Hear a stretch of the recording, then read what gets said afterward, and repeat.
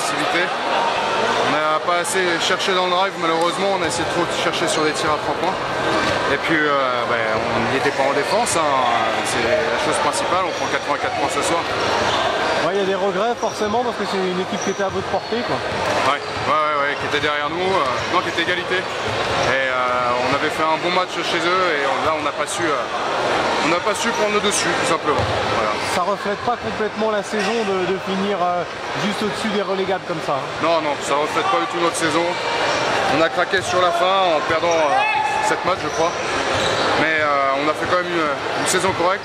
On a rempli l'objectif du club. Il faut réussir à positiver, même si c'est assez frustrant de ne pas faire les playoffs. Bon, la saison prochaine, ça sera forcément plus dur. Oui.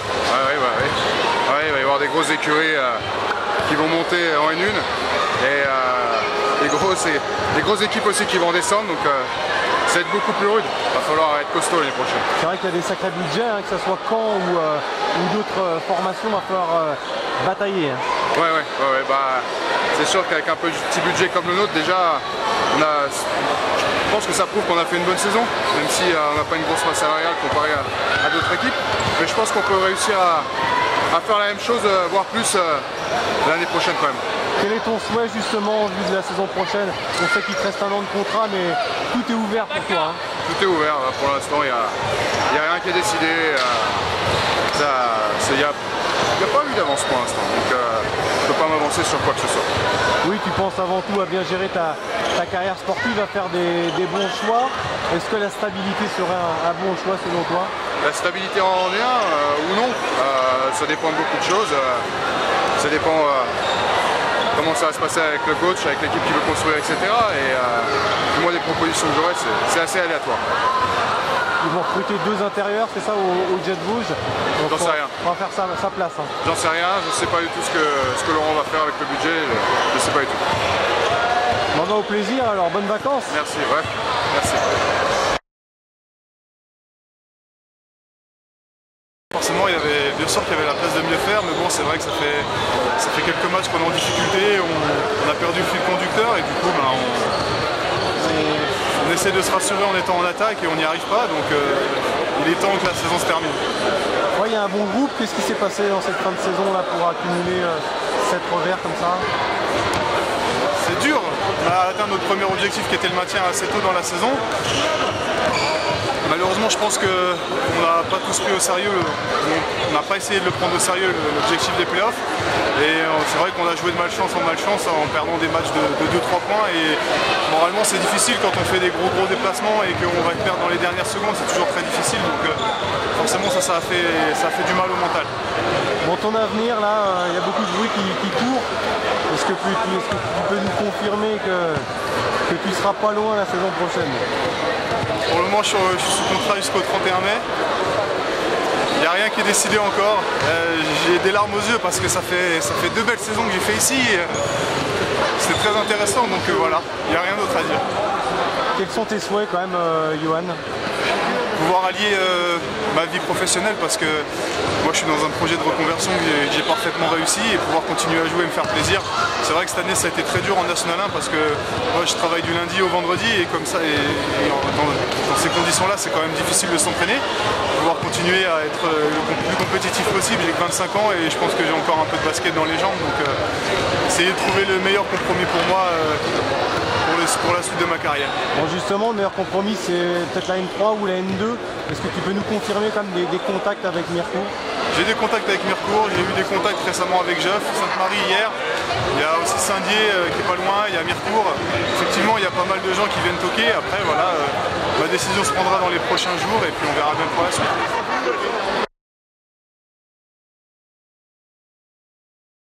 C'est clair. On est déçus de ne pas avoir fait nécessaire pour gagner ce match ce soir devant notre public. Après voilà, faut pas non plus relativiser la performance de David. Avignon qui a fait un bon match aussi, mais on va dire un peu à l'image de notre saison, on a manqué un peu de réussite, quelquefois un peu d'effort, et voilà, c'est toujours quelques petits détails qui nous manquent en fin de match. Vous avez été surpris de l'intensité qu'a mis Avignon parce qu'ils voulaient absolument gagner ce dernier match pour équilibrer leur bilan. Hein. Bien sûr, on va dire qu'ils avaient un objectif plus gros que le nôtre, c'est voilà, de tenter de se qualifier pour les playoffs. Ils n'ont pas mis non plus une grosse intensité, mais c'est sûr qu'au début du match, on a vu qu'ils voilà, sont venus ici pour nous prendre au sérieux et on a peut-être manqué un peu de dureté au début. Et c'est vrai qu'après, courir après le score, ça nous est arrivé plusieurs fois cette saison et on s'en rend compte, c'est toujours difficile à la fin. Pour ton avenir, tu le vois où, Elio? Qu'est-ce que tu as envie? Je ne sais pas encore, je vais parler avec le coach tout d'abord. C'est avec lui voilà, qu'il faudra d'abord faire un bilan sur la saison, ce qu'il en pense lui et ce que moi j'en pense. Et puis après voilà, moi je me plais ici, on avait un bon groupe de jeunes cette année et puis je pense qu'avec un peu plus de mental on aurait pu faire quelque chose. Vraiment ça se jouait peu de choses les playoffs cette année. Mais bon voilà, c'est peut-être la jeunesse aussi qui nous fait défaut. Donc pour moi je verrai l'année prochaine, en tout cas je serai toujours motivé. On pourra confirmer parce que vous serez très attendu la saison prochaine. Hein. Oui c'est sûr. On était promus cette année, on a fait une grosse partie du calendrier en haut, donc c'est sûr que les équipes ne vont pas vous prendre de haut l'année prochaine, mais voilà, après tout dépend aussi de comment l'équipe va être formée l'année prochaine, mais je pense que le Jet a de quoi faire voilà, pour se maintenir en N1 au moins.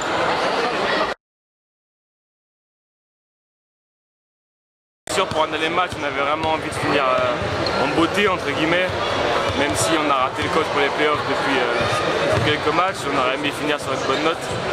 Et on ne s'est pas passé loin comme les 5 derniers matchs, mais c'est frustrant un peu quand même. Quel bilan tu tires de cette saison là? Il y a un bon groupe quand même. Ouais, il y a un bon groupe de jeunes, presque tous français, et on a progressé tous ensemble, on a essayé de mixer les défenses, on a piégé beaucoup, on a surtout fait changer les idées par rapport à nous, par rapport au groupe. Au début d'année, on croyait qu'on allait descendre, je crois qu'ils avaient mis Mulhouse dernier et nous juste après, donc Mulhouse sont loin d'être derniers et nous non plus, donc c'est une bonne saison mais frustrante parce qu'on n'était pas très loin des playoffs, donc quand toute l'année tu es dans les 5-6 premiers et tu vas finir 9 ou 10e, c'est sous les boules un peu.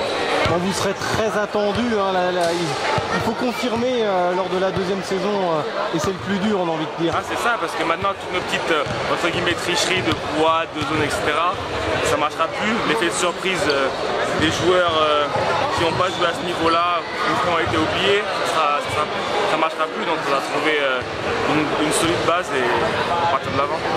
Bon, la saison prochaine, on sait que tu as été le joueur le plus régulier avec 13 points de moyenne.